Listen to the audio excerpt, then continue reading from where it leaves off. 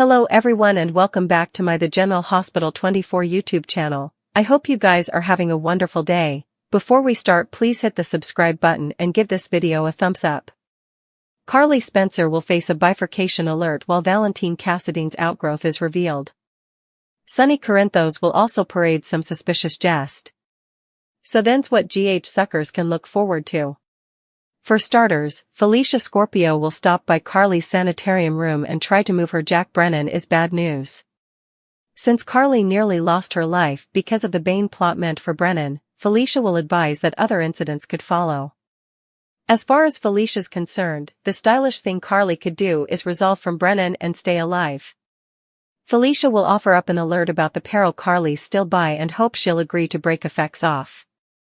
Despite Felicia's plea, it's doubtful Carly will be willing to walk down from Brennan and the spark they've set up.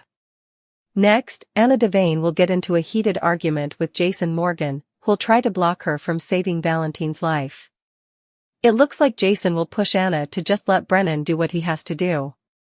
That's especially true since Jason wouldn't want Anna putting herself in detriment's way.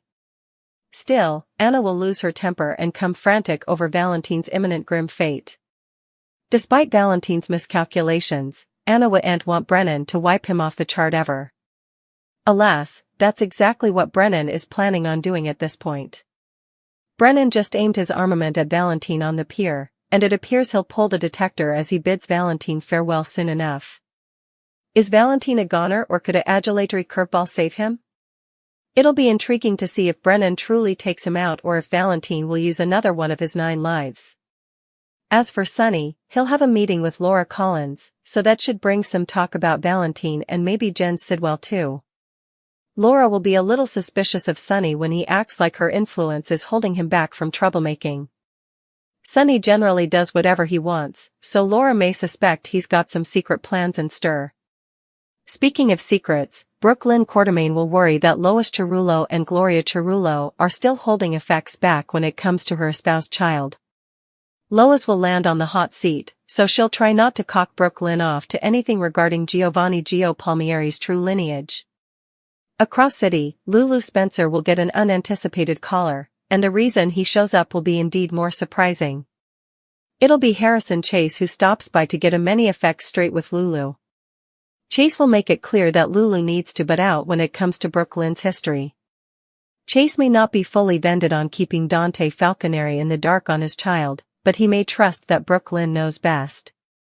Whatever the case, this is Aunt Lulu's secret to slip, so Chase may offer a memorial of that. It looks like Chase will make a vaticination about his family's future and refuse to let Lulu put it in jeopardy. Some interesting Chase and Lulu scenes are on the way, so stay tuned for updates on all the pressure. Sonny Corinthos transferred Jack Brennan after Valentin Cassidy and caused Anna Devane's fear. Nina Reeves also offered a new house to Willow Corinthos, so then's how it all went down. At GH, Willow gave Nina some intimidating updates on Carly Spencer's medical fire. Nina argued that was indeed further of a reason to defer the move heft with Drew Quartermain since the children nearly lost their grandma. It wouldn't be a good look for the guardianship case if Willow made this move now. Nina offered to buy Willow and the kiddies a house for the time being, so Willow decided she'd consider it. At the Port Charles Grill, Ava Jerome had an unwelcome meeting with her accountant about the budget cuts she'd need to make. Ava ultimately ordered a domestic beer on valve to save Plutocrat, but she wasn't happy about it. Nina latterly met up with Ava to make some positive prognostications about Willow and bought them some precious drinks to celebrate. At Drew's place, Tracy Quartermain exulted about getting Martin Gray arrested, but Drew argued that he could just get another counsel. Tracy still felt Drew was fated to lose this feud, but Drew had the law backing him up and said the bodies in the vault wouldn't watch if they were moved. Willow showed up and defended Drew since she felt he would have been the most pious Quartermain if he'd been truly aid into the family.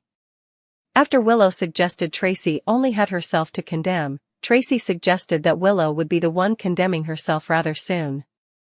At GH, Brennan told Carly Spencer that he was going to make sure this no way happened again and took off. Brennan realized he missed Sonny's call, so he called him back and entered word about Valentin heading for the pier to get on a boat.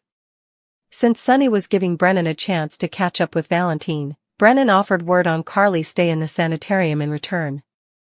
When Valentin showed up at Laura Collins' place to see his son, the mayor informed him that Charlotte Cassadine was staying with Rocco Falconeri tonight.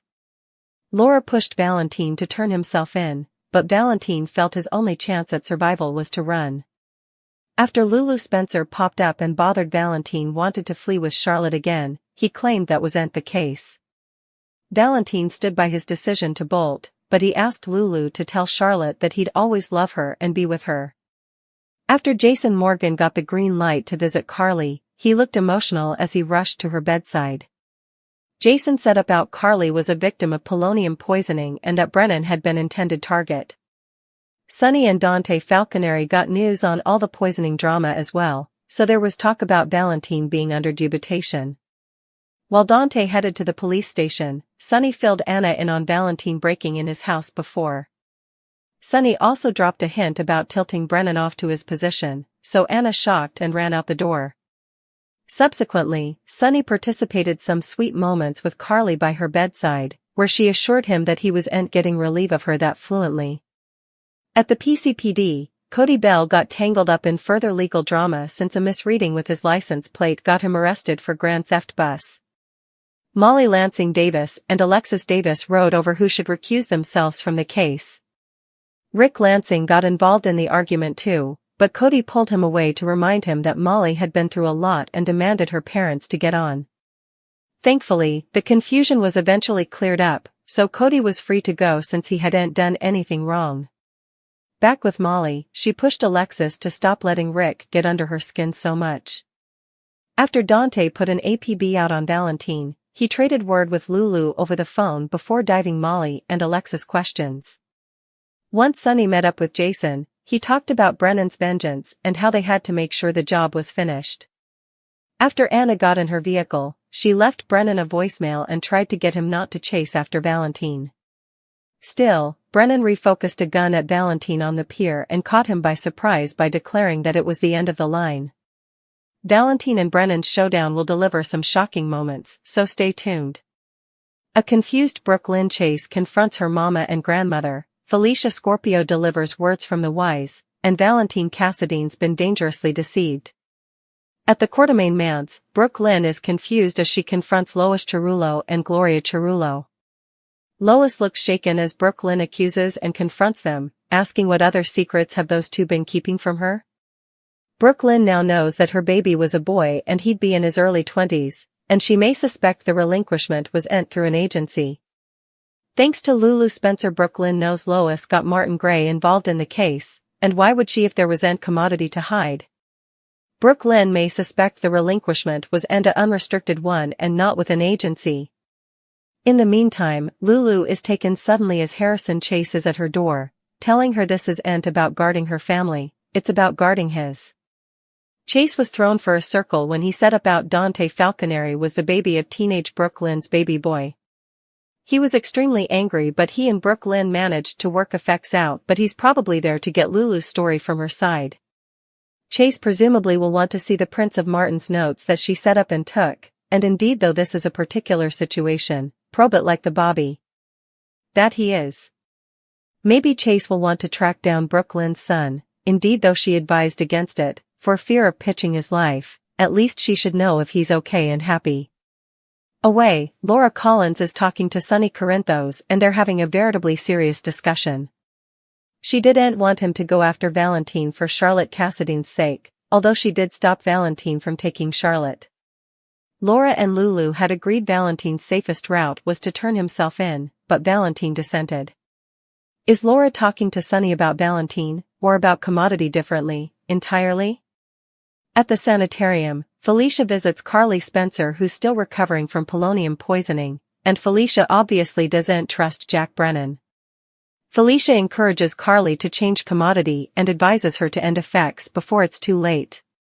Her first date with Brennan nearly bring Carly her life, when someone delivered a poisoned bottle of champagne that she drank from, Valentin being the high suspect. Carly disassociated Sonny because life was too dangerous and she'd nearly lost hers because of his mob drama. Why is this any different, Felicia might reason?